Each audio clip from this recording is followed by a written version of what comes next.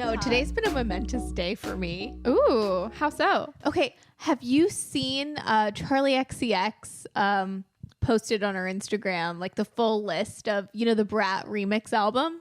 No, I have not. She posted the full list. There's some good ones. There's some ones we already expected. There's, The Guests, Billie Eilish, and, Girl So Confusing, Lord. The big day for me is she's doing the remix to Mean Girls with Julian Casablancas. No. And that's, I knew he was going to be on it because I sent you that the other day where it was like, she had all her Brat stuff. Yeah. And it was like his name spelt like backwards. I love that. I love Julian Casablancas. So it's a good day for a Strokes stan. Yeah. No, it's been a while. Like, I mean, they haven't really released anything in a while, right? An album in like 2021, 2020. Yeah, 2021, I think. It's time. I'm like riding a high though, because we are discussing Scream today. Favorite movie. Julian Casablancas is going to be on the Charlie XCX Brat remix album. Score for me. You're living. I'm living. Before we begin, I must ask you a question, Brie. Oh my gosh, is this like one of the trivia like questions? What's your favorite scary movie? Oh my gosh. For real? What's my favorite? Yeah, for real. Gosh. Okay, I mean Scream is really good, but I don't know. I really enjoy The Ring. That's a good one. It is a good one. I feel like, I'm just going to say The Ring, but I feel like there's probably something out there that's better. No, The Ring is top tier horror for me. Like Naomi Watts' performance. I mean, I'm probably really biased because that was the first horror movie I ever saw. Really? But for some people, it was probably Scream. Yeah. So I feel like I've seen like a lot of horror, like Friday the 13th, Freddy versus Jason is my favorite bad horror movie. Iconic though. Kelly Rowland, her death scene. I love it. What about you? What is your favorite horror movie? Probably Scream, to be honest, or Halloween, the OG Halloween. OG Halloween's good. Yeah. There are a lot. I was late to the party on horror movies though. But I feel like I've seen some weird ones. Yeah. What is the weirdest horror movie you've seen? Probably Black Christmas. The remake, or I don't exactly know. All I know is like, I think there's like cannibalism happening and they make cookies like out of someone's back skin. I think they just did a remake in like 2019. Oh, then not the remake. No, it must be the older one. Well, yeah, I'll have to check it out. But yeah, today we are discussing the 1996 horror film Scream. It was directed by Wes Craven. Are you okay? Oh yeah, I just realized. Did we do our intro? No, we did not. Should we? We should probably do our intro. You just had like this like blank stare. It was like you saw Ghostface. I did. He was like, "Did you do your intro?" No. Hey, it's Nikki. And it's Brie. And we're Late to the Party, a weekly podcast about film, fashion, and pop culture moments that shaped us into the weirdos that we are. And today we are discussing the 1996 slasher horror film Scream. Yes. A personal favorite of mine. But yeah, it is a cult. It's not even a cult classic. It's a classic at this point. It revitalized the whole slasher genre. And, directed by Wes Craven, starring Neve Campbell and Courtney Cox. Which, can I just say, Wes Craven is like the perfect name for a horror movie director. Like that's his real name. I thought it was maybe just, like a stage name or something. You know how people change their names to sound cooler, but that's, I mean, I just think that's bad. Like he was made to make scary movies, I think. I really like Wes Craven, and especially in the Scream franchise. Like it hasn't been the same since he died, for sure. Sad. Yeah. What do you think of the newer Screams? I have really mixed feelings about the new Screams. Like we were doing this podcast, like the first year of this podcast, Scream 5 came out. I hated that film with a fiery passion. Yeah. I still don't love it, but I can see how it has some merits, and I liked 6 a little better. Yes. But I would be lying if I was like, oh, I'm not like looking forward to the next Scream where Neve Campbell's the lead again. And You know, I've started to like Jenna Ortega, so it's not my Jenna Ortega hate anymore. I've come around. You've come around to Jenna. Yeah, I've come around to Jenna Ortega, but I just don't know. I don't love those films. I love Scream 4. Oh yeah, so wait, Scream 4. It's like a whole different cast, right? It's the Emma Roberts, Rory Culkin, Hayden Panettiere era of Scream. Yeah. So. That's right. That's right. Yeah, I remember Hayden Panettiere. Yeah, what's your relationship with the Scream films? Well, I definitely I watched probably the first 3, I think, like growing up, but the one that sticks in my mind the most is the third one. I don't know why. I think because of how meta it is, because that's the one where they're like making a movie, based on the whole situation with the murders, and it's like they rebuild the house, like there's a replica of the house, and I don't know why that one like really sticks in my mind. I think that I must have just watched it the most for some reason. Interesting. Like I hate that film. I know, but okay, this go around watching Scream, I did look at Courtney Cox and I was like, you know who would play her? Like, it was so funny to play her? Parker Posey. I was like, that's who should play her. And and then I was like reminded of Scream 3. So maybe there's some merits to it for sure. Maybe it's the Parker Posey of it, I think. Kelly Rutherford from Gossip Girl getting slashed in the beginning. I like the beginning, like the opening sequence of a Scream.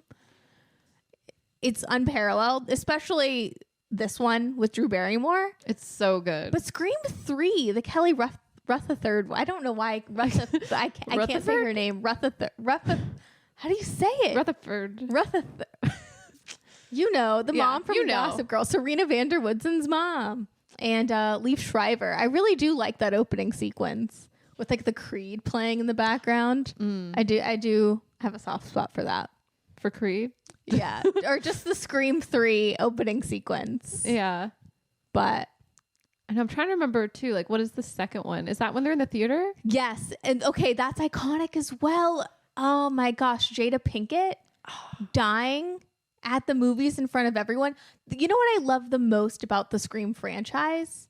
What? It's even the first one. It's 25 plus years old now, but every one of the Scream films, it's still so relevant today. It's interesting how you can be meta and, very of a time, but also timeless. Yeah. Like this is the first horror franchise that I can think of that really, and still today, has like a voice of like what's going on in society and what's going on with kids these days. Yeah. As the Fonz says.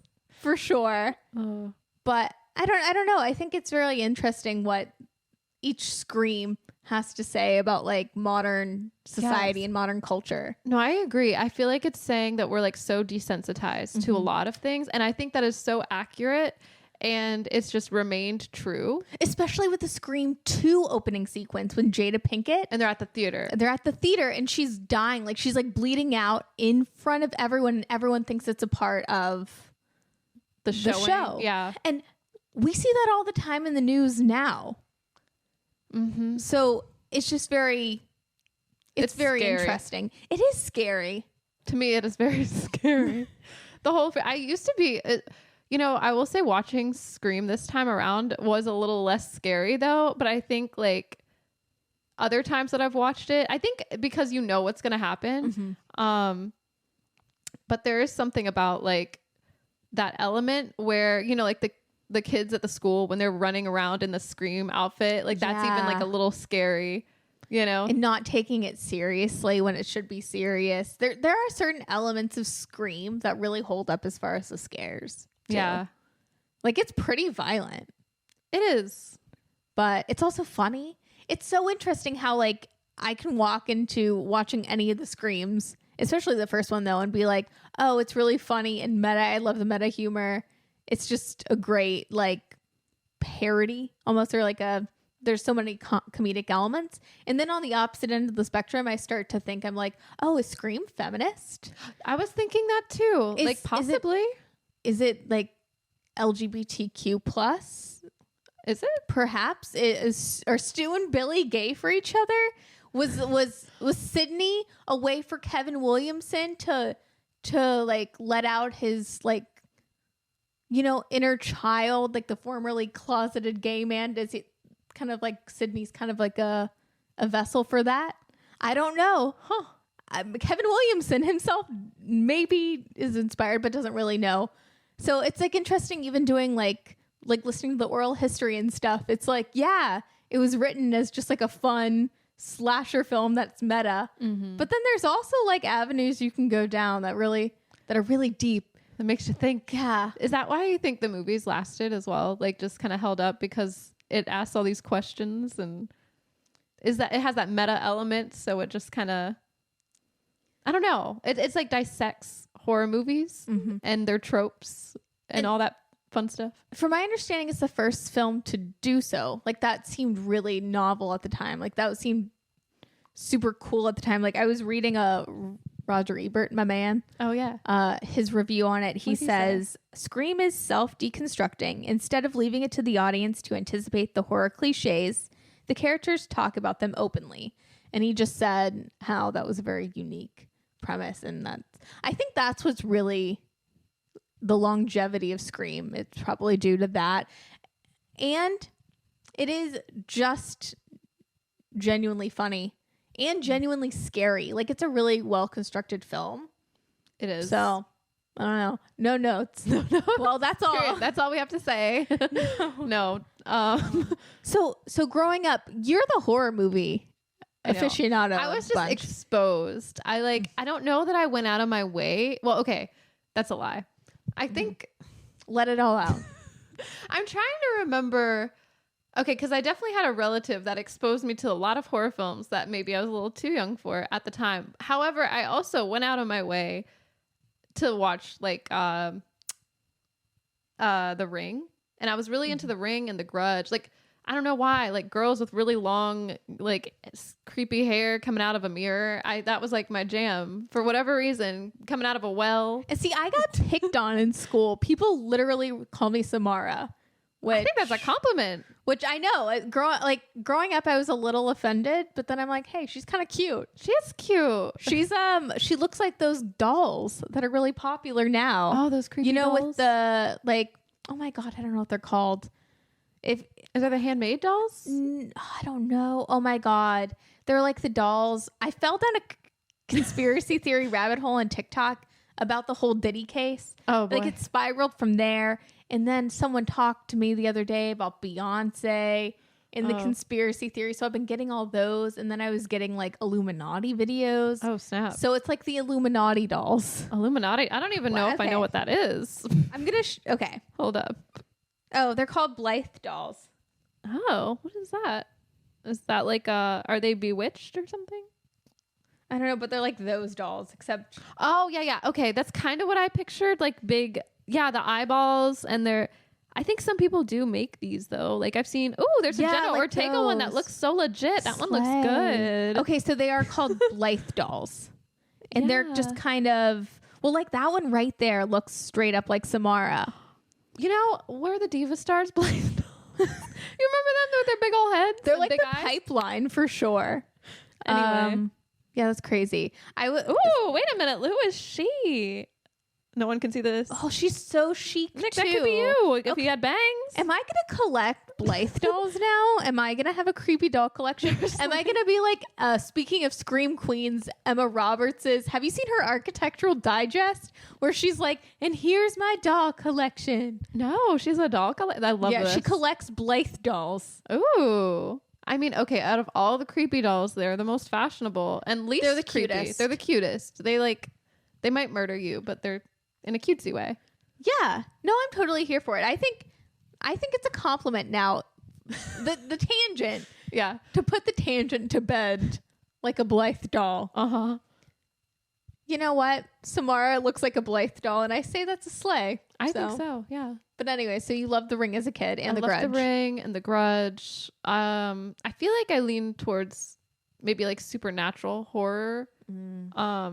However, I did really enjoy like the Freddy, like the Friday 13th movies. Little Wes Craven. Yeah, I do crave some Wes Craven. I crave some Wes Craven. I don't know.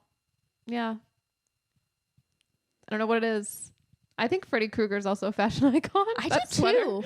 Oh my, no, I agree 100%. I think, you know, every so often we'll see in fashion, like fall will roll around and rugby shirts will come into style like every 2 or 3 years. Mm-hmm. It's like a fall staple, but also a Freddy Krueger sweater. And every single time I'm like, do you own a Freddy Krueger sweater? I have in the past. No, I don't currently, but it's a shame. Any Rex, you know, like I'd love a good boxy, slightly cropped fit. I have a really small torso. Not to make this about myself again. I look like Samara and have a short torso. You're like, someone style me, but make it Freddy Krueger. Maybe I am a Blythe doll. This is that's how they stand. It's like, but what about you, Nick? How did you get into horror? Well, when I was a kid, a wee little lady, before I probably was allowed to see horror films, I begged my dad for a sleepover and being like, we got to watch The Ring. So we went to it was The Ring. So we went to Hollywood Video, rented it. I spent the whole entire time scared out of my mind behind the couch. So I didn't watch horror movies for a really long time. Oh, you were burned. You were like, okay, I'm done. I was burned. And then I was a teenager. And The Conjuring came out. And The Purge came out in the same year. And I was like, I have to be strong. Because my friends were inviting me to movies. Be strong. And I had to. And I saw The Purge out of, you know, just like the webs of my fingers. Just between my eye, or between my phalanges. Yeah, you're just like, yeah. And The Conjuring wasn't as scary, but you know, still, I was like, oh, I got to power through this. And then in college, I took this amazing class that I never shut up about. Women's Studies, chick flicks. So the point of the class was, you know, chick flicks from every genre, but it was a feminist, like a, you know, women's studies class. So it was like from a feminist slant. And the question was, what is a chick flick? We watched Halloween, 1978. Ooh. We discussed The Final Girl. And just thinking about horror films from that lens, especially The Final Girl. And it's so interesting to think about, like, Jamie Lee Curtis is like the first iteration of the final girl in the way we think of her now. You know, she's the virginal, like, wants to do the right thing. You know, she stands up for herself and like against the killer. Like, she's the modern day final girl. But her mom, Janet Leigh, is the psycho from Psycho. Oh, okay. Screams and, you know. I've never seen Psycho. I know that's crazy. There's so many horror movies that I've yet to see that are like iconic that I feel like I need to see. Like what? We did see Rosemary's Baby the other week. I loved that film. That I have mixed feelings on the ending, but it takes you on such a journey. Like, it was really fun to watch. What movie? Psycho is one. Yeah. I kind of want to rewatch the Halloweens, honestly. I know I've seen like 1 or 2 of them, but it's kind of like fuzzy because I didn't watch them on repeat. The first one is the best. Period. It's, what are there, like 3 of them? There's like, is there a lot? It's 8, a lot. When did Halloween come out anyway? 1978 was the first Halloween. So the franchising horror has already been like a thing before Scream, really. 100%. But I guess my point with Halloween and just that concept of the final girl, like that final girl trope, to me really stuck, and how horror can, like art, can show like it's reflective of society and what's going on at the time. So it's really interesting to think about where we were as a country in 1996 and or even like, you know, when Get Out came out in 2017. Oh yeah. Like that's like Trump just got elected and Get Out's coming out. It's, you know, very like post-Obama administration. That one's a little meta. Very interesting.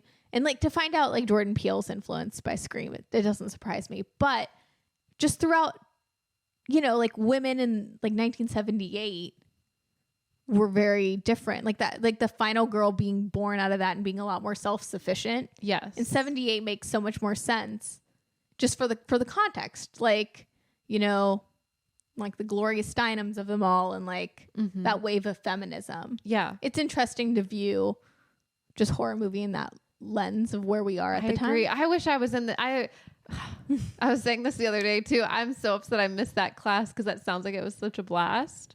But what film did you say it was that you watched? Halloween? Yeah. That was in the class? That was in the class. So did that, and it made me fall in love with horror. So are you saying chick flicks are a gateway to horror? Possibly. I think horror films are chick flicks. Yeah. Huh. Especially the final girls. Yeah. Honestly, yeah. Because she triumphs at the end. Or not, you know, and sometimes they don't even triumph at the end, but it's from their perspective. You know, it's interesting that, you know, there's still not a lot of like representation. Like, I feel like there's so many facets of men that get explored in films. Yeah. Even to this day. But through the final girl, we're able to be in the, this is a terrible analogy, but like the Peter Parker. Like, we're able to relate to Sydney Prescott. We're able to relate to Jamie Lee Curtis. We're able to step in those shoes and like defeat Michael Myers or, you know, defeat like Ghostface. And I dig it.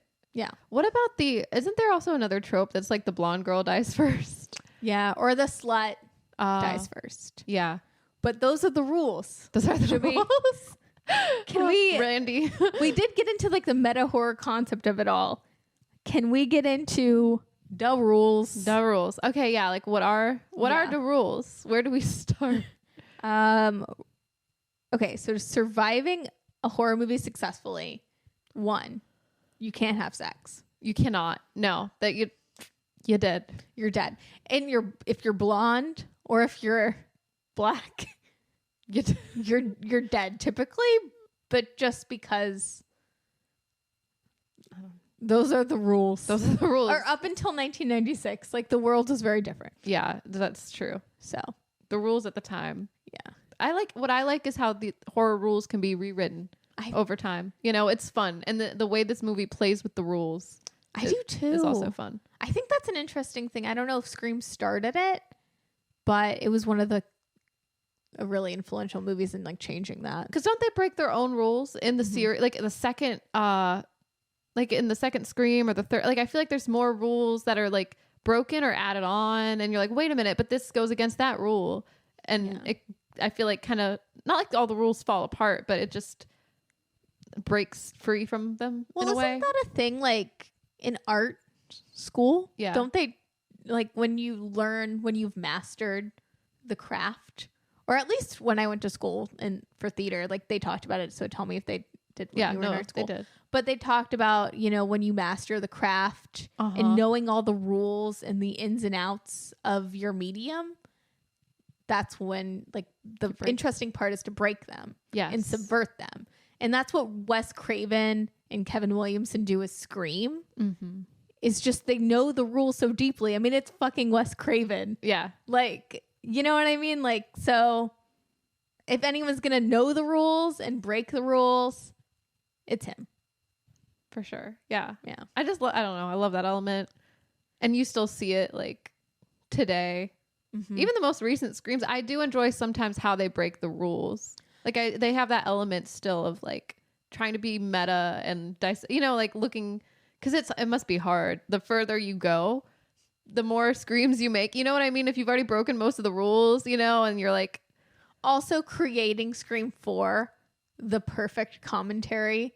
Like 12 years out, it's still like really relevant to today. It's like more modern than the newer Screams. That's true. Yeah. I remember when we watched that again and we came to that conclusion. Yeah. Which is interesting because it's wild. It is wild. I want to rewatch that one again too. So good. I want to watch all the Screams. They're so Screams. Good. Oh my gosh. But yeah, you can't have sex. You can't drink or do drugs. And you can't say, I'll be right back.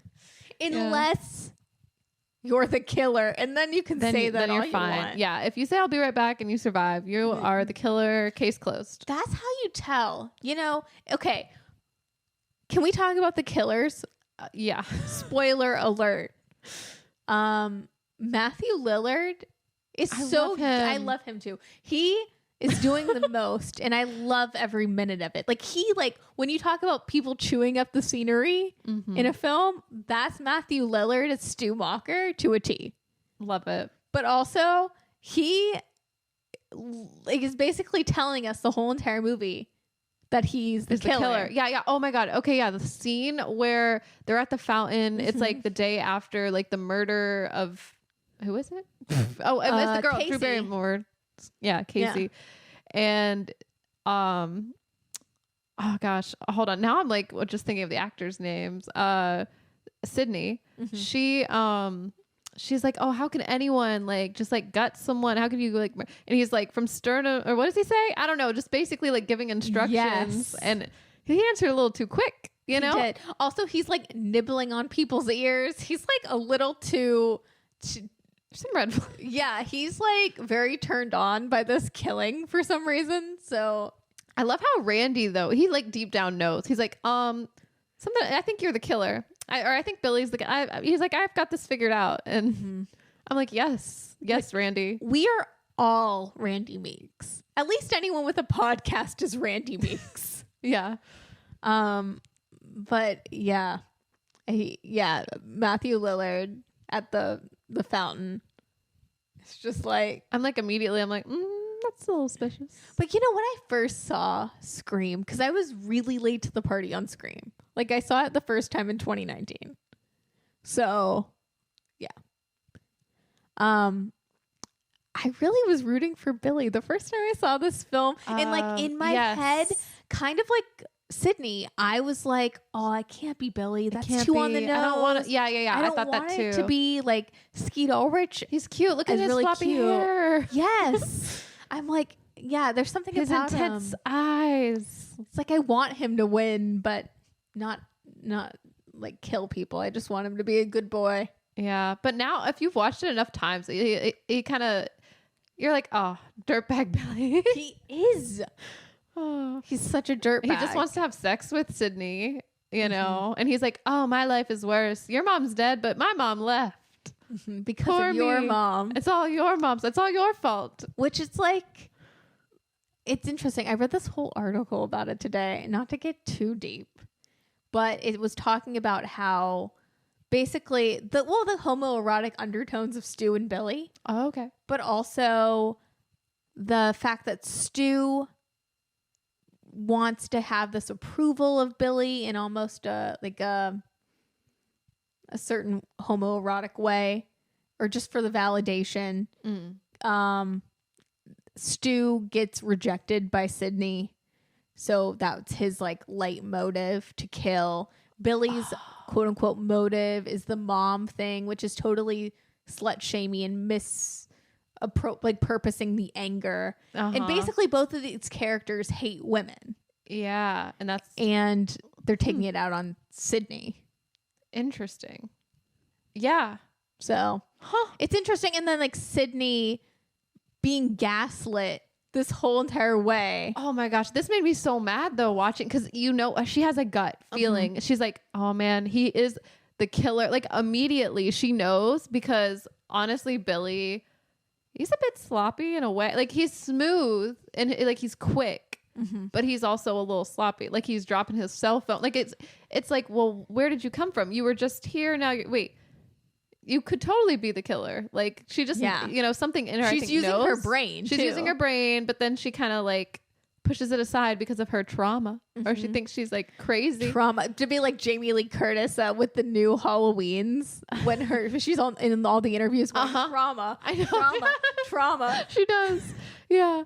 But that is a part of the Scream series. Trauma. The trauma. Yeah. I was reading about Wes Craven and like how that's something he does as well, is like focuses, I guess, on like family and like trauma, like how that's like a thing where people can maybe relate or put themselves, you know, like they kind of have like is it ethos or pathos? One of those. Oh, it's like David Lynch and his like whole Americana with the seedy underbelly thing. Like he depicts domestic violence the way he does because he can't understand why it happens. Is that like Wes Craven with trauma. I think so. Yeah. But specifically like family dynamics or trauma or something there. That generational trauma. Generational trauma. Yep. Mm-hmm. Yep. I just thought that was interesting. I was like, oh, that's an interesting theme to have. And definitely. Yeah. And to play out. I mean, I'm still a newbie when it comes to horror. Same. So I mean, sort of. You say I grew up with horror. Yes, You're like, okay. same. But I haven't looked at it. I haven't analyzed it and looked at it in like a meta sense. Not that you have to, but I find that kind of fun and interesting. Like the way, it just makes you think. Like this movie makes you like really think about all your favorite horror movies and like what's influenced them. Like what, watching Scream this time around made me think like what movies, and I still kind of want to go further down this rabbit hole, but like what was Wes Craven inspired by? Like what, what were the influences? But also what movies did Scream influence? Because I think I saw When a Stranger Calls before I saw the first Scream. Oh, interesting. And, watching that movie with, oh gosh, what's her name? With the bangs. Gosh, what is her name? Oh, Camila Bell. Yeah. I was going to say Camila Cabello. I only know Camila Bell because she dated Joe Jonas during the heyday of the Jonas Brothers. That is so true. Forgotten fun fact. And Taylor Swift, I don't know, was angry or something. Yeah. Yeah, that was before I was a Swiftie, so I don't know. I don't know if you weren't that invested at the time. Camila Bell. I was one of the only people that heard Better Than Revenge, and I was like, that's internalized misogyny. But it is. Anyways, When a Stranger Calls. When a Stranger Calls. Because that one, I want to say it came out in 2009, but I don't know. I mean, it is also a remake. I believe it came out in 2006, 2006. because it came out around the same time as She's the Man, and I remember I wasn't allowed to see When a Stranger Calls, but I was allowed to see She's the Man. Huh. Interesting. Iconic movie. Childhood trauma, generational trauma. But now that I'm thinking about it, I guess it's a remake of a movie already. So maybe it was already a cult classic, and maybe Scream was inspired by the original. I'm not sure. But I noticed parallels there, just like being on the phone, like and they kind of address that trope in Scream where they're talking about like, oh, there's a babysitter or something, and she always dies first, and I don't know. In my frame of references, I'm like in Halloween, the slutty babysitter on the phone dies. Yeah. I don't know. I guess there's just tropes for whatever reason. Which I love. I love knowing the rules, and I love that this film is like a whodunit, and also plays by the rules while subverting them along the way, and all the humor. Yeah. But I see Scream everywhere. Like every single horror movie I've seen in my whole entire life. I don't think I've seen a film that's come out post Scream that hasn't been influenced on some level. I was thinking about this too. The Saw movies, the first one was in 2004, but there's a scene in Scream where he says let's play a game, and just that whole beginning scene, and then you get the answer wrong, and then you die, yeah, or that your friend dies. It's all, I don't know. It just made me think. I'm like, oh, did they just take this idea a step further and just I don't know. I mean, yeah, I could see that. I've never seen any of the Saws. I've been a Tube Chicken. I've seen Scary Movie where they parodied the Saw, and that is hilarious. Honestly, watching it this go around, because when I'm sick, when I go through a breakup, I watch Adam Sandler films. When I get sick, I watch the Scary Movies. Oh yeah. And that's a real comfort to me. But Scary Movie and 1 through 3 are the best, but also the way they parody Scream, so good. I think about that all the time. I love David Arquette, but there is a part of me that's what do they call him in Scary Movie? Doofus? Something like that. Dummy? But the Scary Movie version of Dewey. Yeah. It pops in my brain because I've just watched the Scary Movie films all the time. Or when Casey, Drew Barrymore's character, is running from Ghostface, about to like meet her death and be like stabbed to death, I think about, was it Pam Anderson or was it Jenny McCarthy in one of the screams just like running away in the opening sequence? Do you know what I'm talking about? I think so. Yeah. Yeah. Was that Pam Anderson? But, you know. It looked like her. Yeah. I think Pam Anderson. I get that confused because I know Pam Anderson and Jenny McCarthy, I think, is in the third one when they're watching like The Ring. And that's how they die. I love that one when they're parodying The Ring. Yeah. But so I get them all jumbled in my head. They all kind of blend together for me. I know the second one when Chris Elliott has that like creepy dinner for him, right? Oh, with the little hand. Yeah. Yeah. Also iconic. Chris Elliott. I don't know.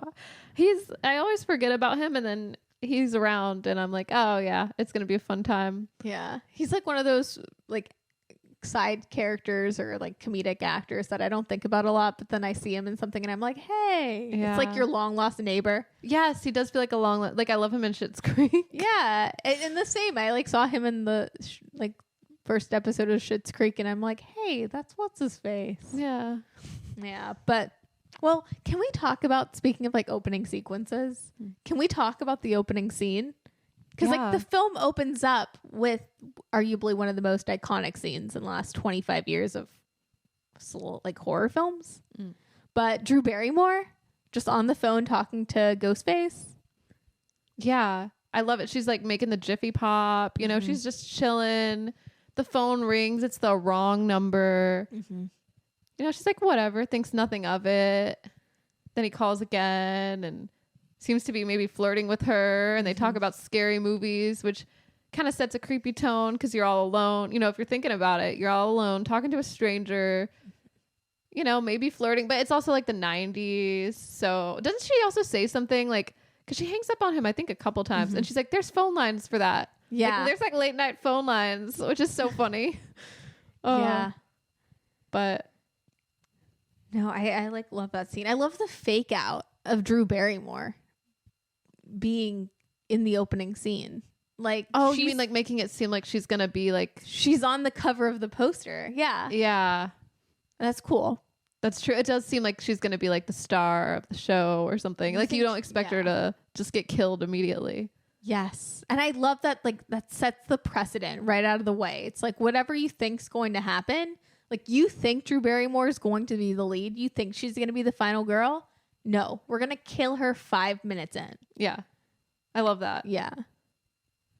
We're not just going to kill her. We're going to make you watch her have like a really like raw emotional scene and like string her up like a scarecrow. Yeah. That part is a little like, ooh, gives me the ick just a bit because I'm like, oh, I also love Drew Barrymore. Me too. But I love Drew Barrymore chose the role of Casey. She was going to play Sydney originally and was like, no, I want to play Casey. That's interesting. Yeah. It's hard to imagine, honestly, like someone other than Neve Campbell, though, as Sydney.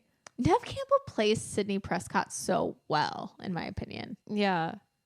I don't know, like, so kind of like serious, but like I think of Drew Barrymore kind of like a little more goofy or free-spirited. I just feel like it kind of makes sense for that character, you know.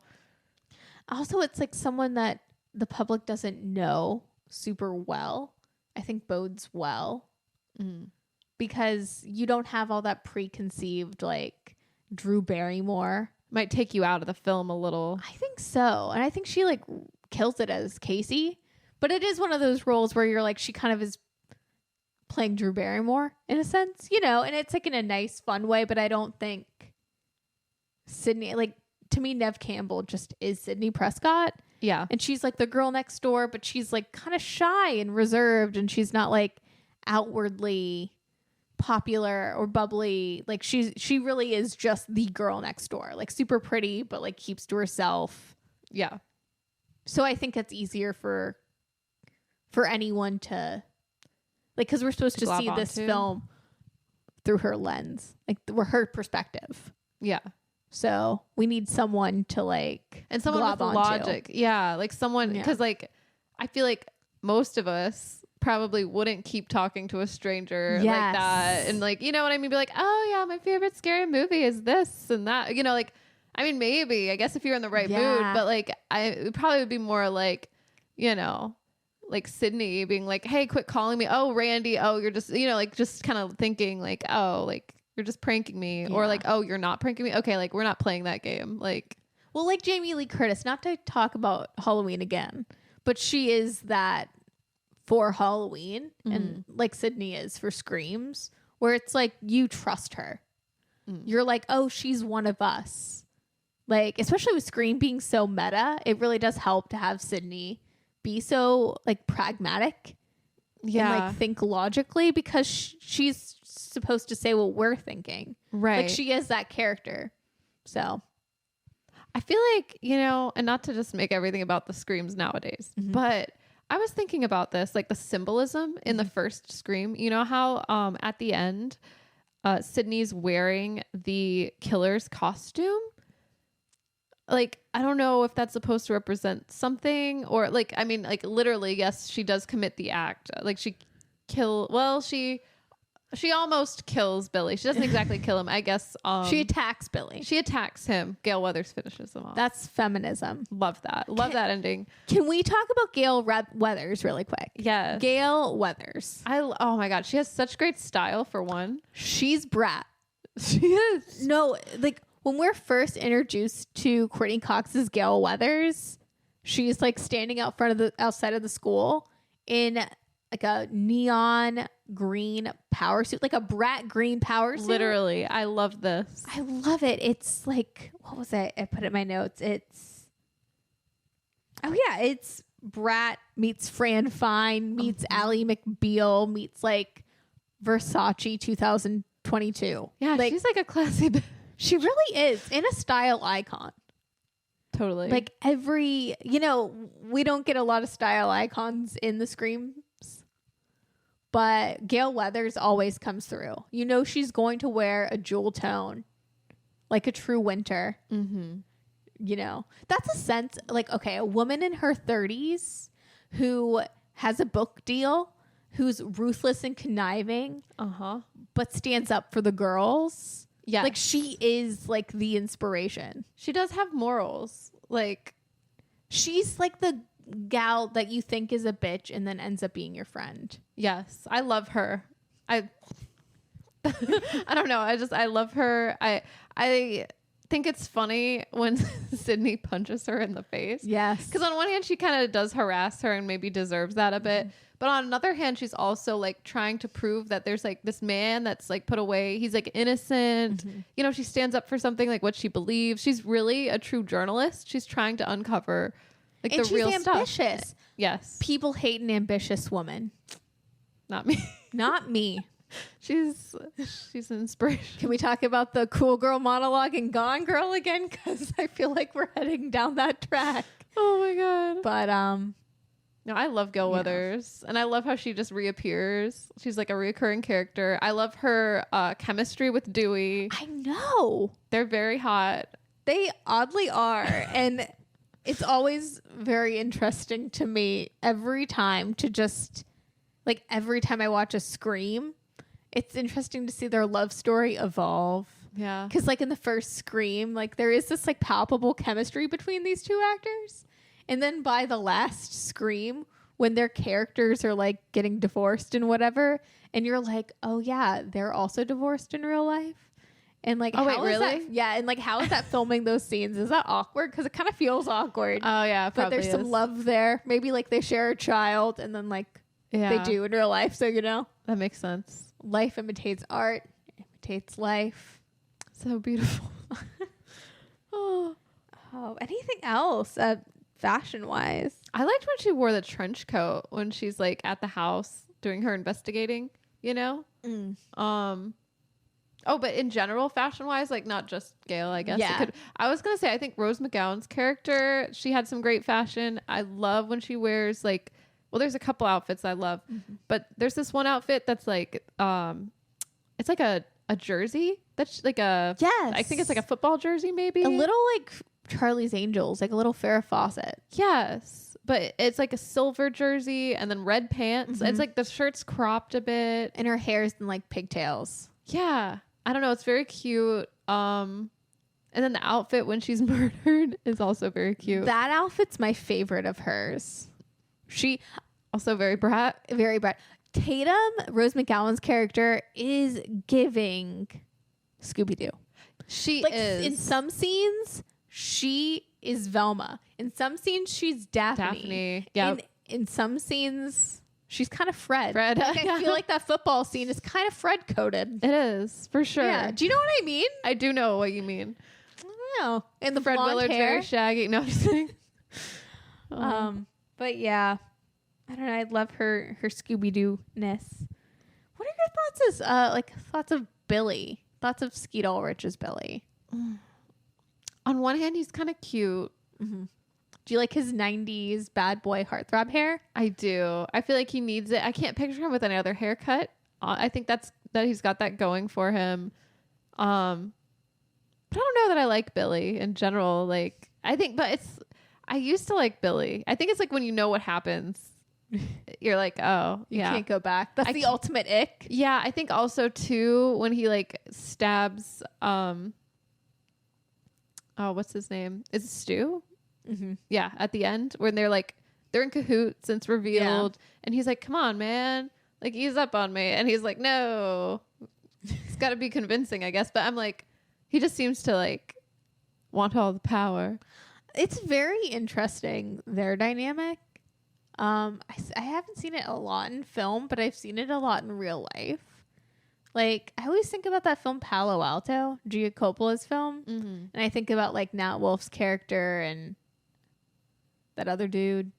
And, like, how that kind of portrays it. But there is this interesting, like, dynamic that Billy and Stu have. Yeah. That I really can't put my finger on. But it's very interesting. I love Stu, though. Like, Stu cracks me up when he's like, I'm too sensitive. And he's like, my parents are going to be so mad at me for this. I'm getting a little woozy here. Yeah. I love it. But then ultimately I am like, well, you have no real motive. Why are you killing? You follow her? That's true. Do you think Billy has a better motive? Or does it he has matter? the idea. It doesn't really matter. Does not having a motive make it scarier? Yes. I think so too. Because in real life too, you hear about certain things happening and you're like, well, what was this what was the motive? All the time. And it's horrifying because most stories, there's like such a gray area to the motive. That's also interesting thinking about Gale Weathers. Because it made me think of the Nancy Grace-ification of like media and how right in 1996, like this is post OJ trial, like a year or two after. And this is after, Tanya Harding, Nancy Harden. yes, I said their names right. No, Nancy Kerrigan. yeah, Tanya Harding, Nancy Kerrigan. It's the I, Tanya effect where I can't remember Nancy Kerrigan's name. But,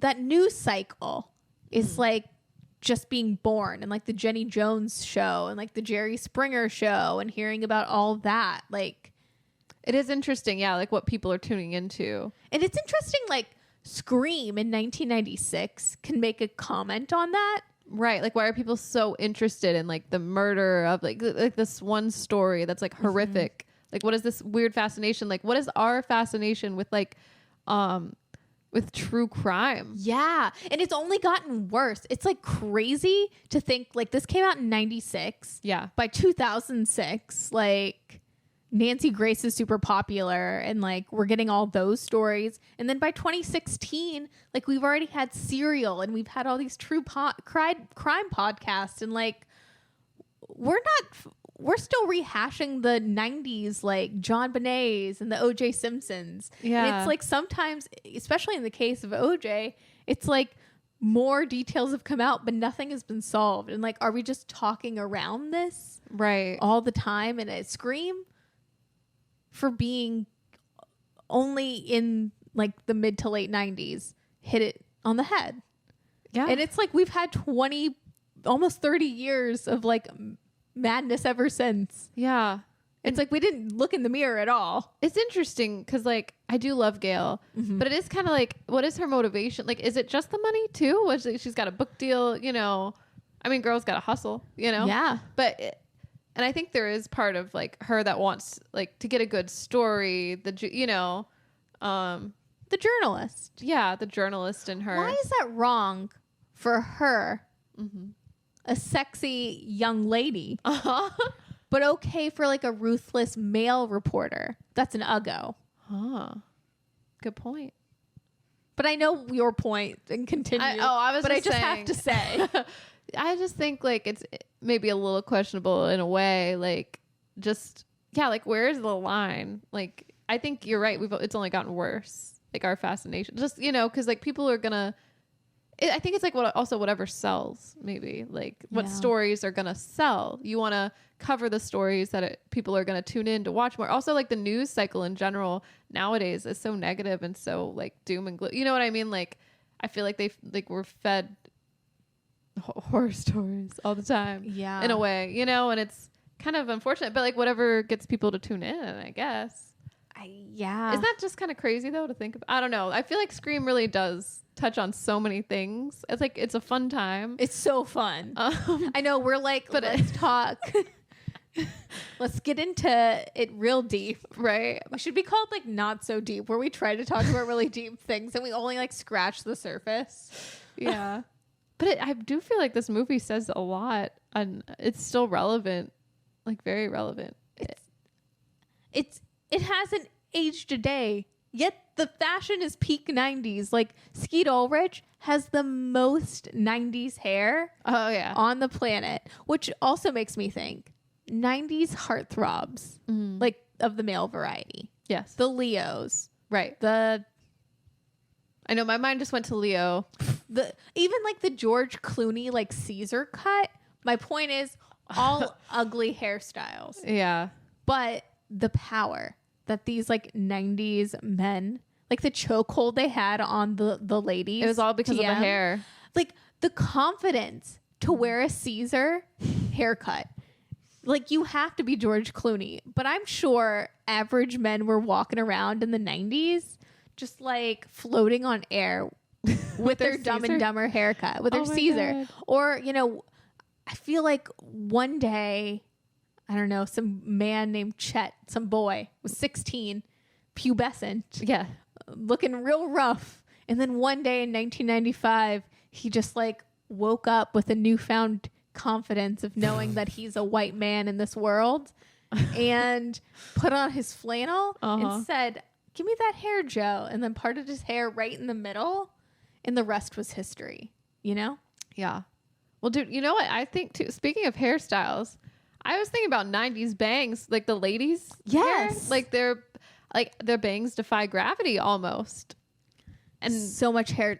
We don't use hairspray enough in 2020-24. No, I think that's our problem. In the 80s, maybe we used too much. And in the 90s, we used just enough. Now, not enough. No. Like I've been getting a lot of Fran Fine content. Yeah. Her like bouffant styles like they're like bouffant-ish. Yeah, pretty much, I'd say. Yeah. The Hold. What was Fran Drescher's hairspray? I need to know. Right? Because she didn't have, that's all her hair, as far as I know. I don't know, but I want to know. I want to know her secrets. She wasn't using a bump it. But like, even so, like I was alive in 2010. I tried to bump it my hair to look like JWoww or Snooki. Yeah. Did it work? No. But don't you also have to tease your hair? You do. How long were they taking in the, because in Jersey Shore, if you watch, like they're in the mirror for like an hour or two. The boys too. They use hairspray. And gel. Pauly D spends at least an hour and a half on his hair. That's a good point. You probably have to, I don't want to speak for everyone. I'm like way too lazy when it comes to my hair. And I couldn't dedicate that much time. Maybe. It's having a signature look, I think. Like if you were a man in the 90s and got a Caesar haircut, you have to commit. Yeah. You have the hair like that one's probably easier to maintain though. Maybe. But you got to commit, because if your hair, if you're just waking up out of bed and you've been parting your hair in the middle, it can be rough in the morning. You have to have that little gel moment to like keep it up. you know? Yeah. Like a middle part on bedhead. We've been fooling ourselves for a couple years with the side or the middle part situation. Yeah. Yeah. We just need some gel. I don't know. I feel like this is a different tangent, but I feel like most people's hair and their heads are not meant for a middle part. Really? Yeah. And I was thinking, I don't think I look bad with the middle part. No, you don't. I think I'm coming to this realization that maybe that it might actually be flattering. And for the longest time, I haven't parted my hair in the middle. Yeah. And now I'm thinking it might actually work. So, and that's the exact opposite. Really? You're not a middle parter? I know my hair doesn't look as good middle parted because it's the shape of my face. It's like I have a heart-shaped face. Your face, you know what? Your face is so symmetrical. Maybe the middle part is like too much symmetry. I don't know if it's even my my hairline does not, because I have like a slight widow's peak. My hair doesn't fall in a middle part anyways. So when even for all those years, I was fighting it.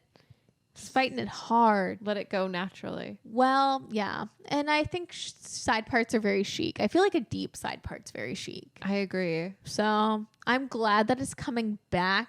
I know that's like the most millennial cringy thing ever. It's like I don't care about skinny jeans, but what I do care about is side part. Well, knowing something is wrong and then fear of like being like sold out. We are like, or not even like, I don't know, just feel, I don't know. Remember a couple years ago when like we were all just like, you have to dress like this or you'll be chooky. Like, what a lame thing. I know. No, I kind of agree. I always thought it was a little lame. You got to work with your face and your hair, right? Also, I think, okay, like I understand the chooky argument to a degree, but I don't think everything can be chooky. Like there's certain things that I think could be like hair parts are just hair part. Like some people's hair, is going to fall on one side a little more naturally. Yeah. What's wrong with that? You can't rule out that. Like that's just, like, I don't know. We never thought about that before the pandemic. Like that's people were bored.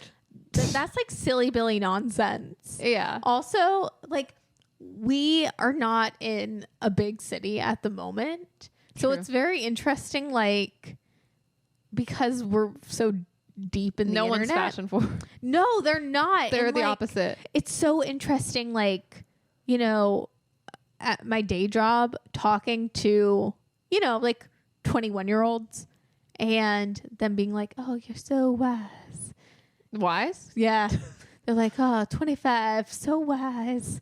So I'm like, a little sorcerer. Ooh, I feel like you're so wise. But they're still wearing very like 2020 fashion.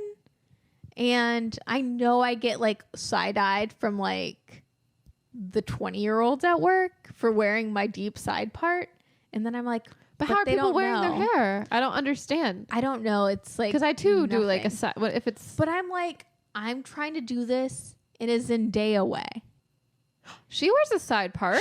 That's like the new thing. The deep side part is coming back. It is in vogue right now, but I don't think it should have ever left. I don't think so either. It's deep unfair. Side parts, so glamorous. It is. The volume. The flossy.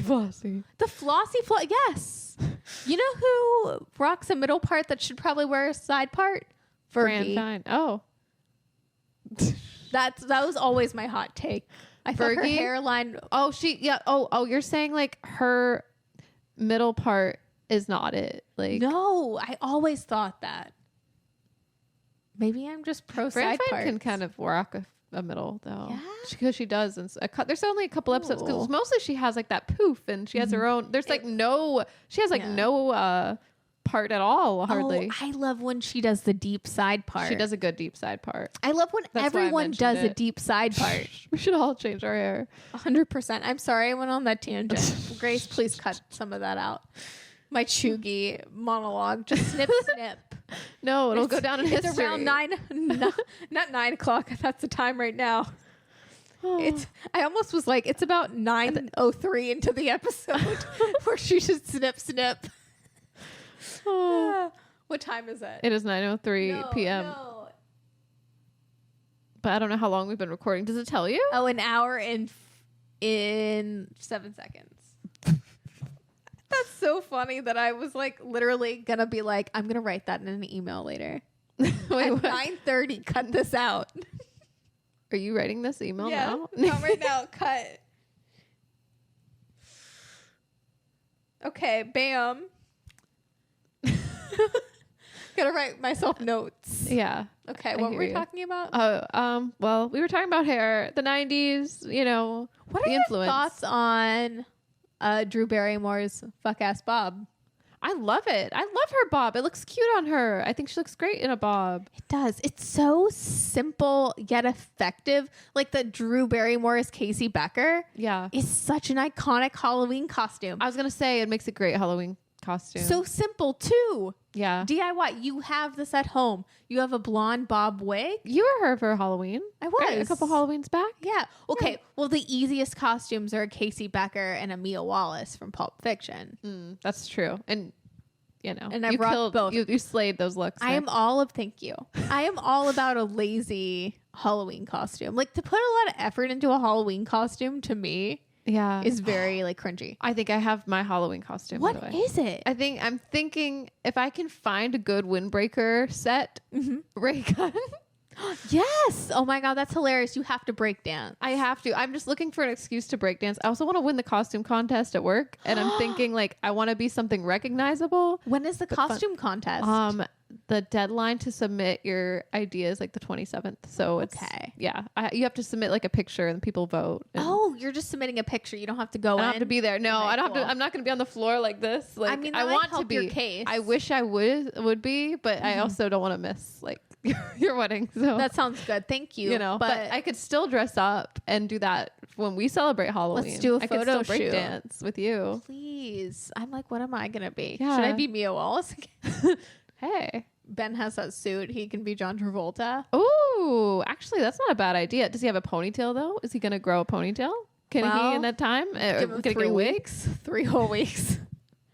We'll see. But I could totally still be Drew Barrymore because all you need is a blonde bob wig, a white cable knit sweater, Yes.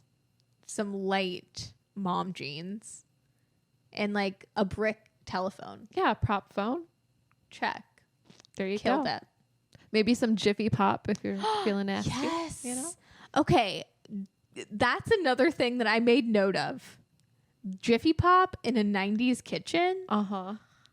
Like, what is that aesthetic? That like 90s kitchen aesthetic. Oh, I love, there's so many. Okay, I've gone down the 90s kitchen aesthetic rabbit hole because it's been like all over like my TikTok and stuff. So there's like so many. There's like the fat chef.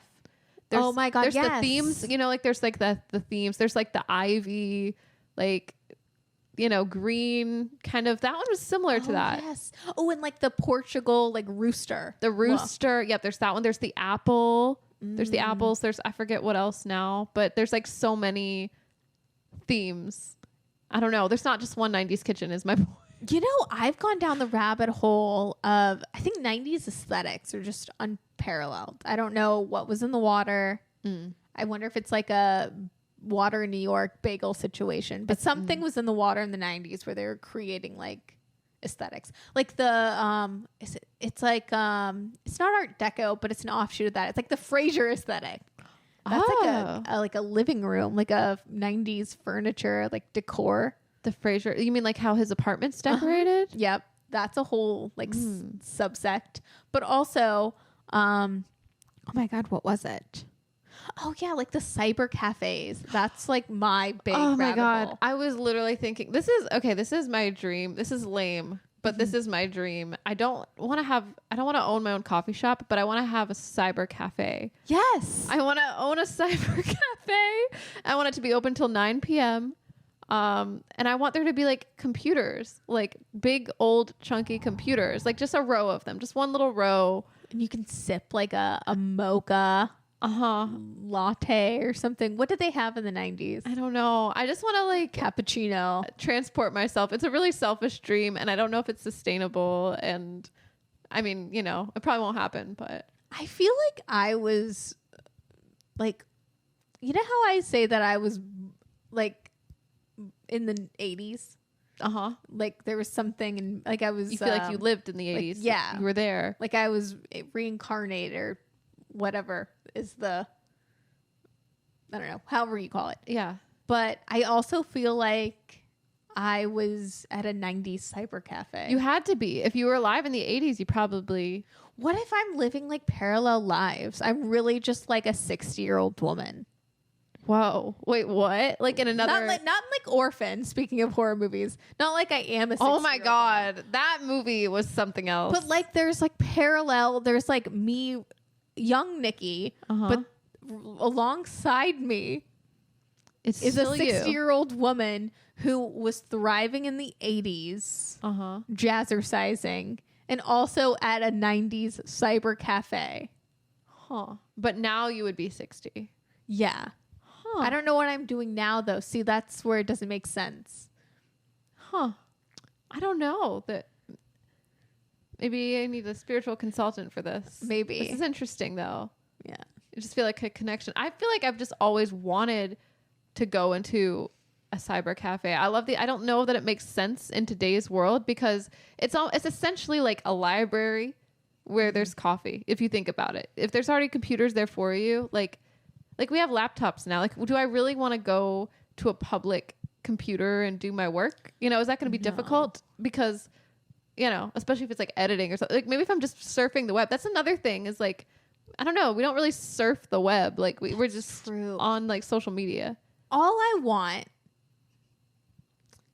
is to do my work on my own laptop. I don't need the clunky computer. Yeah. I don't need your gateways or, you know. But the aesthetic, I love the aesthetic. But they could make a cyber cafe with that aesthetic. Mm-hmm. But bring your own computer. But we can bring our own Maybe have one computer that's available in the corner in case you forgot to bring your laptop. You just want to check your email or something. A printer would be nice. Yeah. Because no one has a printer at their house anymore. That's true. I do know vaguely how to use a printer. That was actually the sweetest compliment we got when Phil from Podcast Like It's 1999 said that he didn't think we knew how to use a printer because we were so young. That was really That was a nice compliment. That was very sweet. And he's only half right. Yeah. I technically know. Printers are hard, though. I know how to hit print. Yeah. Printers are more complicated than they need to be. Oh my God. Why are things like that so hard? Like faxing. Yes. I don't know how to fax. I don't know how to write a check. I've never had to write a check. I know how to mail a letter, but barely. Sometimes I get confused. Yeah. Where to put the stamp. It's up in the right corner. Right. Yeah. It's up in the right. You do that once, like wrong once, and you get shamed for it and never again. For the rest of your life. Yeah. Who shamed you? I don't know. It was someone at work. Oh, okay. But also I didn't know how to write a check. It was like in the same day. It was like a double whammy. Well, I feel like checks over time, just who uses them? I mean, I guess there's certain purposes, but that's something. Another thing about this movie, though, like this leads me back because thank you so much. Technology, we're talking about technology in the 90s and stuff, and now, like, okay, what was happening in the 90s where you could just like click clack and call 911 like on your computer? You just type it. It also looks just like the Matrix. Like, I am so confused. What is this program? Are they on the internet? Like, what is this? Is this cyberspace? Like, I don't understand. My brain cannot handle just like no pictures, no www dot. Like, it's literally, she just types in like call 911 or something. And I'm like, is she just talking to the computer? Is the computer connected to the operator? Is it like dial-up? Like, is this how it works? Like, how does it work? Who is connecting? Like, I just don't get it. How does dial-up work? I don't know. I've never had I don't know. How does it work? But it was connected to the phone. Like, internet is connected to the phone line or something, or the Ethernets I don't know. And they all oh gosh. Again, but how does it work? And how does the Matrix work? And, you know, how do people just like, where is this text coming from? Because like, I can think of like, you know, like a chat room. Yeah. Like or an application like AIM. Like, I get that. But what is just the black screen and then like, what is that? Is that online? Is that that's not Google? No, there was no Google then. Well, like, how did they do things without Google? Your computer connects you I know. automatically? What is that? That's a crazy thought. Like ever so often I think about how Google Images was created because in 2000 people wanted to look up J-Lo's Versace dress at the Grammys. Yeah. So before the year 2000, are you telling me that how are you going to look up images? Were they like within an article? Were they? I don't know. How did that work? That like blows my mind in a way. Yeah. Like that era of the internet is such an interesting concept to me. Yes. That it's like almost infuriating because I'm like, how does it all work? It makes no sense. Breaks my brain. It really does. Anyway, I don't know. I took a note of that when we were watching. I'm like, what is this program they're using? Is this like real or is this just like movie magic? It felt very much like, like in Life Size where Eve's just like, yeah, doodly doodly doo on the keyboard. You should ask. No. Well, maybe you should ask like an older person. Yeah. Yeah, anyone. Just yell into the void. Yell into the void. That's what it looks like they're doing, though. Yeah. Just yelling into the void. It really does. That seems way more sophisticated. In a way, it seems more sophisticated because it's like, oh, all right. You just have access. I guess we could like set up like an Alexa. But that's going to murder you. I'm afraid. Yeah, we've seen... What is that movie with the house? Speaking of the 90s movies, the DCOM Smart House. Smart House, yes. I don't have an Alexa. Still relevant. Yeah, I feel like... Scary. That movie is a horror movie, It really is.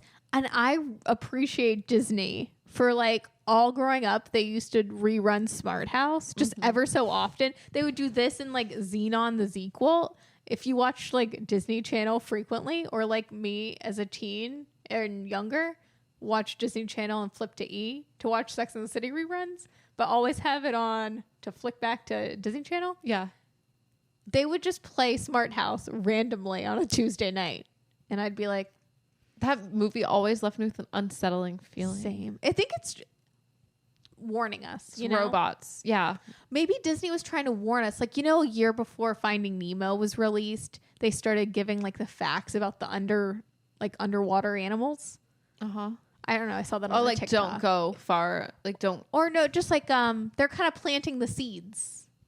They're like, have you ever been interested about underwater animals? Oh. Maybe Disney Channel plays Smart House ever so often, or at least when we were kids, to plant the seed for AI. Maybe they knew AI was happening. Like all along. Maybe. They're trying to normalize it.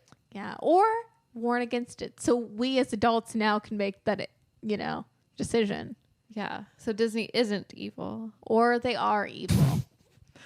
It's whatever we use with that information, Yeah. Yeah. Is that what Andrew Yang was talking about when he ran in 2020? He was like, AI is bad. I've seen Smart House. Is that what he said for real? No, that's just my impression of him. He was like, universal income. AI bad. Oh, I don't trust AI. But but isn't he a millennial? Maybe he saw Smart House. He had to. I feel like anyone who's seen Smart House, no matter how young or old, has been impacted. For sure. There should be group therapy. I think so. I know it's just a movie, but the premise is just so scary. Like, that's the one scary movie I haven't recovered from. Right? It haunts me. Like, I'll just like on a random Tuesday, just like deeply think about. I'll be like, damn, Smart House was scary. Like when the mom comes to life. Oh my god, man. Peggy Bundy really just that haircut too. Mm-hmm. Too housewifey. Yeah, just beware. Yeah. Oh, we went so far away from Scream. Well, back to Scream. I was wondering, like, does Scream have like a score? Because I noticed there's like music that plays throughout it. That's like this little piano-y kind of like the perfect score. It's so good. It is, to me, it's a little reminiscent of The Exorcist. Like the beginning of The Exorcist, where it's like but that's like Halloween too. Or Halloween too. Actually, now that I'm doing that, that's Halloween, is it? I think so. I've never seen The Exorcist. How does The Exorcist go? Dang, I can't think of it. But that's Halloween. Yeah, that is Halloween, isn't it? Mm-hmm. But The Exorcist has a similar one. I know it. I can't think of it right now. It's all just the same, but it has like that little like creepy piano riff that like loops, you know. Why is that so scary? Like what part of the brain does that tickle? Yeah, there must be science behind it, I'm sure. It has to be. Anything else? What makes a good scream queen? A good scream queen? Well, in this case, is it Sydney that's the scream queen, or is it okay? Or I would say, I think Casey Becker, like Drew Barrymore. She's more of a scream queen, isn't she? Well, what's the difference between a scream queen and a final girl? Or scream queens were final girls before? I don't know. Did like the scream queen morph into the final girl? Right. My favorite modern day one is Mia Goth. Mia Goth? The X trilogy. I still haven't seen any of those. So good. I love her aesthetic. I love her no eyebrows look. The one, what is it called where it's just like X something? Wait, X? Is it just X? Yeah. Is that the most recent one? No, Maxine. Maxine. Okay. I was about to say Madam X, but that's Madonna. Yeah. My favorite scream queen. I love that. Is Lady Gaga a scream queen? Could she be because she's in the American Horror series? Coven. Yeah. Maybe. I don't know. I love Sarah Paulson. Sarah Paulson's great. I love her. Yeah, because does horror series count? Yeah. Well, Scream Queens. The Emma Roberts as Chanel Oberlin. She's amazing. Chef's kiss. Yeah. I love that series too. I do Scream too. Queens. That's where we discovered Glenn Powell. Oh, he's Chad. That's right. He is Chad. Niecy Nash is in it. That's also like kind of like a whodunit situation. Meta. Yeah. I'm a sucker for it. Anything like Scream adjacent, which Scream Queens is. I want a good kill. I want it to be funny. I want it to be a whodunit. Yeah. And someone like fabulous in there, like a character. There has to be a couple characters. Yes. Keep it entertaining. Yeah. Like I feel like Emma Roberts' character is she is a character, you know? Yeah. She's over the top. I also love her character in the fact that like you loathe her, but also it's like throughout the series you're like, oh, she's an abhorrent person, but you're like, but she didn't kill anyone. So oddly, she's the good one. I know. Like it's like a lot of mixed feelings. Yeah. But yeah. It's like you root for her because she's like the least annoying because she's keeping it real. Like her bitchiness and her evilness are at least genuine. Yeah. No, I love it. Any other, like what makes a good scream queen? That's what I'm trying to figure out. Or what makes a good final girl? There's Paris Hilton in House of Wax. I really do enjoy her. Her death scene is great. It is iconic. I don't know. That movie, I love that movie. It's very entertaining. That's I think the House of Wax might be one of my favorites, that specific. Because, that's another thing I was really into was horror books. Like Lois Duncan? Does that ring a bell? Lois Duncan. Oh, it is. Okay, the film is loosely based on the novel released in 1997. Oh, okay. But yeah, I read one of them books. Huh. I wonder how the book compares then, because I didn't know that it wasn't like just original. All I remember, there's a boy on a bicycle, yeah, and they run him over. I remember like vague aspects of it, but I was into like a lot of these, I guess, I don't know, horror novels. Ooh, but little like young adult novels. Cool. But yeah, I've never actually seen the movie. It's good. It's really good. I feel like I would enjoy it, especially knowing Sarah Michelle Gellar. And is it Freddie Prinze Jr.? Yeah. They're also a couple. Yeah. So interesting. This is like before, like pre Scooby-Doo and pre them being a couple. It has like Ryan Phillippe and what's her name? Jennifer Love Hewitt. Oh yeah. I love Jennifer Love Hewitt. Filmed in Southport, North Carolina, where I went one time. And I was like, oh, this is where they filmed I Know What You Did Last Summer. Was it spooky? Not really. But it was fun. It was like fun to pretend for a second I was Sarah Michelle Gellar. Didn't we go past like some type of murder house situation once. Oh, like, we went by the Amityville Horror the Amityville House. Horror. That had actually weird energy. That had creepy energy. And like it's renovated. Like it's just a house, but it had dense energy. Would you ever want to live in like a house that has, I mean, this is a dumb question, I guess, like where people were murdered? No. Hard pass. Yeah. Would you? No thanks. No, I would leave. I would get out. I would leave. I would be like Britney Spears. I was gonna say, I know that like Britney Spears, there was like the Brittany Murphy house. Yeah. I'd be like, yeah, there's bad energy here. I need to leave. Yeah. Yeah. Totally. I 100% am like that. But I feel like Sydney Prescott would be like that too. She sussed out some bad vibes. Totally. Yeah. She's like, no bad vibes. Get out of here with that. And that's why she's the final girl. She's like, I'm going to get her done. Also, no bad vibes. Yeah. Why do you think this film is so impactful even today? I think it's so well written. Like, you know, it's very entertaining. There's rarely a dull moment. Like, I feel like it just gives us all the goods. Like, I'm not bored watching this movie the whole time. There's not really a lull where I'm like, oh, I'm bored. Like, there's a good mix, I think, of comedy and horror.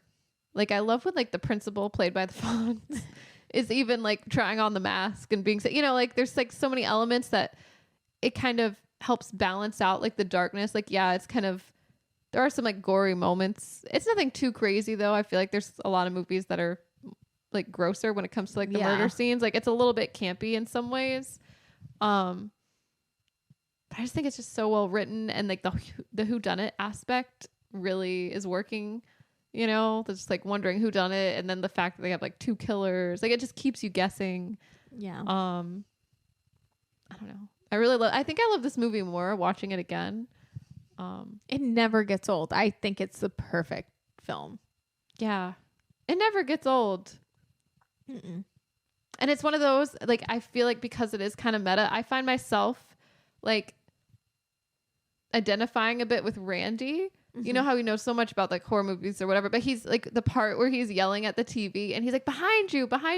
I'm like yelling that same thing at the characters like throughout this movie. You know, you're like, oh girl, he's right there. Like, he's behind you, Jamie, which is funny because his name's Jamie, but he's telling Jamie Lee Curtis. Yes. Like all those little, and then you get like those like nuggets of like, oh, I see what they did there. I see like that reference. Like, that's always fun. And I think the more I watch it, the more references I notice. This is like horror Gilmore Girls, at least for me, where I'm like, I understand all your humor, all your references. I'm like fully bought into the whodunit. Like, I don't know. And the dialogue is so quick. So quick. It is. It's like Gilmore Girls, but horror. Yeah. Yeah. I don't know. I love it. I really had fun watching it. Same. I also love that this movie was released. This is December 20th, 1996, as counter programming, because I don't know if it was Bob Weinstein or whoever, but they, in 1996, this is such a crazy thing because nowadays we don't have enough counter programming. I don't think either. I think we're in a drought of that of sorts, but we're in a movie drought in general. Tell me about it.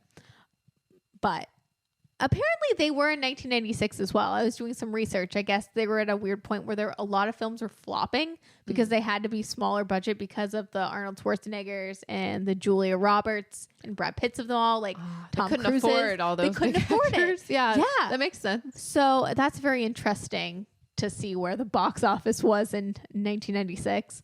But the counter programming, this was released the same time Beavis and Butthead Do America was. Oh my God. And whoever head of the studio, they said, oh yeah, Scream, we should release it in September or December because it's counter programming. After, what are the teens and young people going to see after they see Beavis and Butthead? Like, they're like, but why not? And nowadays they would just be like, oh, you get one.